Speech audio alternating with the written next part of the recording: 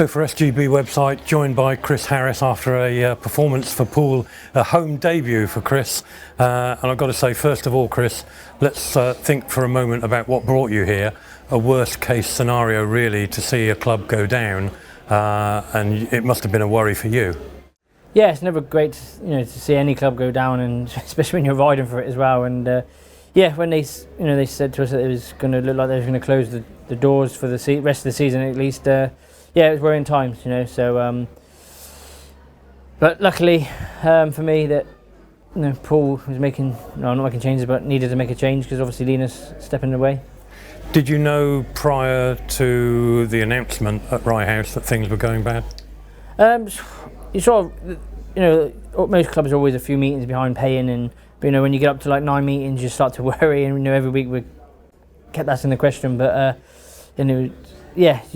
when you didn't sort of get any response, and that you do start to worry, but you don't think the worst. There was a bit slow towards the end of last year, but we all got paid, and actually you just think, they're paying in a minute, and you just concentrate on your job. But unfortunately, it didn't happen.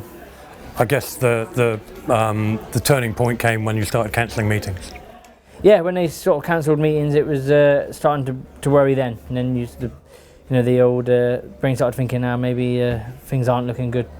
It sounds like you didn't know much more than the fans, because the fans were saying they were being kept in the dark, and to a large extent the riders didn't know much more. No, we didn't have a clue really, and to be honest, we still don't know what's happening. We're still waiting on payment, so we're waiting to see what happens. It's in the BSB hands now at the minute, so yeah, we just have to just wait.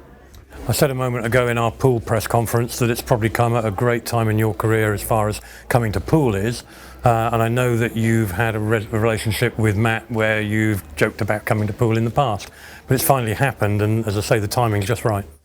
Yeah, me and Matt always has a talk, especially near the end of the season when I've been in pretty much every playoff I think for years. So every time I come down here, he keeps saying, you're going to be a Poole Pirate one day, and I'm going to get you in next year. And obviously, it sort of never happens with with numbers and averages, and obviously he's got his own assets which he's got to use first, really, I suppose, to build your teams. But yeah, it was. You do think, I always enjoyed riding Poole over the years, and you always think, I would like to have one day there just to be a home rider to make it a bit easier.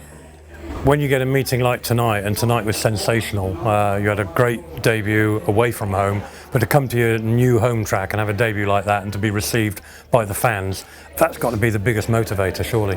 Yeah, to be fair, the fans have always been good here. They've always given me a warm reception, and tonight was even better, say, because of being a home rider, and hopefully they can keep coming out in force to support us. Without the fans, there is no club, and I know Matt's probably had a lot of stick over the last few years, but he's the man that's kept the club going all these years. So yeah, we just need the fans to keep coming behind us. There's nothing better than, as a rider, seeing a big crowd out there. You don't want to be riding out in front of 20 people. You need the atmosphere. That what lifts the riders. The fans out there. You're our extra rider. Tonight it seemed to grow and grow because as the team got better, the fans got more involved, and one fed the other, and it got to fever pitch towards the end. And does that feeling spread into the pits when the fans are getting motivated like that? Yeah, if the fans are cheering and you hear the air horns, it does lift you. It's like we're having good team spirit. The team spirit is getting better. So it's only my second meeting and that, but I can feel it. Being the old rider of the team, I can feel that there's good team spirit there, and there's always a lot of pressure at clubs, especially at Poole, because they've won so much. The fans expect it, and we need them to be behind the team, even if riders do have a bad race or a bad meeting.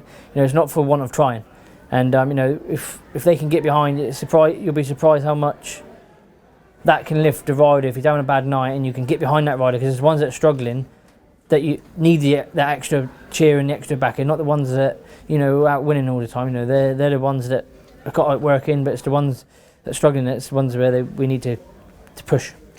I've said to people discussing the prospect of you becoming a pirate, saying that in terms of your career, it's probably going to motivate you now. It's the catalyst that you need to come to a high now, and this could be a turning point this year for you.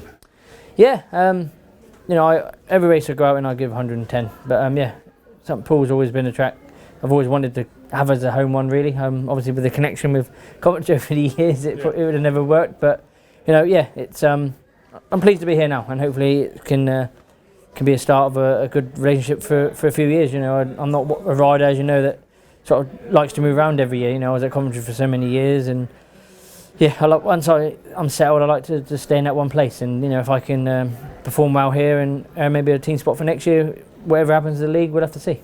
Well, judging by tonight, I know the fans have certainly forgiven you for the years as a B and for taking that title in 2010. I think admiration would be more a description of how they feel about you now. You've always said Poole is a favourite track, and you've enjoyed riding here and you've done well here. What makes it so good?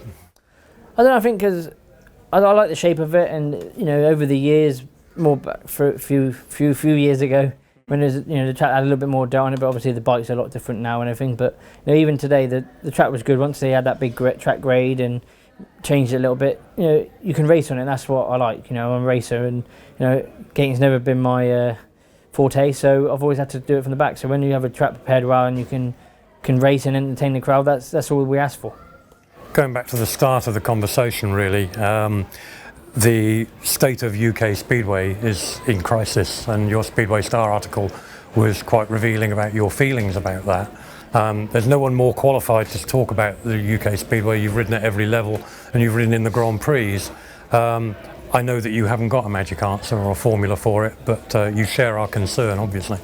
Yeah, definitely. I'm a Speedway fan like everyone else, and that's what we are here. But yeah, it's not good to see the state it is in.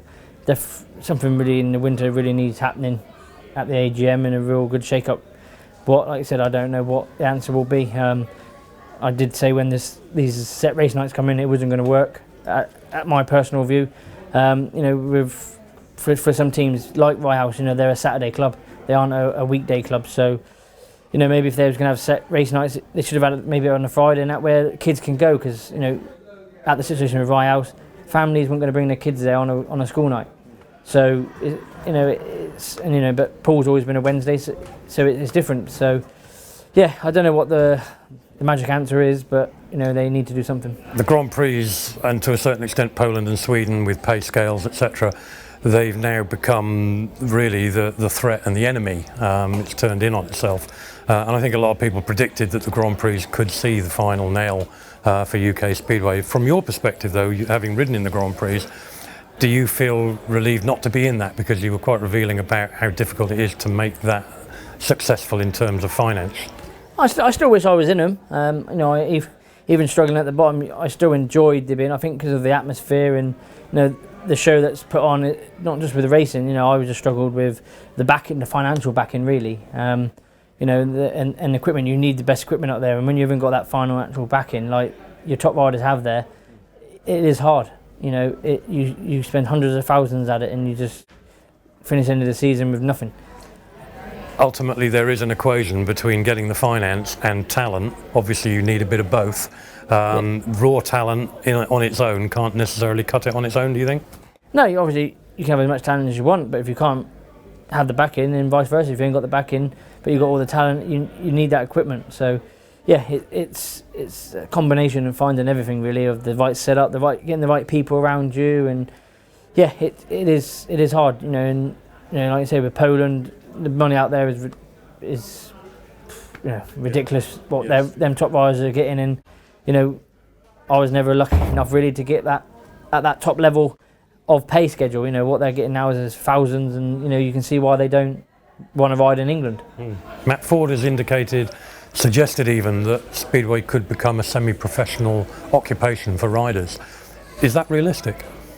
The way things are going at the minute, it could be. Obviously, we don't want it, because, especially for me, all I've done since I left school is ride bikes, and I was never the brightest in school. I always struggled in lessons because I didn't want to be there, so I always struggled with my reading and writing, and all my focus was race my bike, and that was it. That was all I was going to do in my life. And to think that I'd go and get a job now, I'd scratch my head, because I don't know what I could do. Maybe empty bins is about it. Well, I don't want to end on a negative note, and obviously, as far as tonight's success goes as for your career and your position right now, you must be feeling a bit happier. Let's hope that things can improve and that there can be a formula for success and for us to go forward in 2019 as a sport and in particular here at Poole.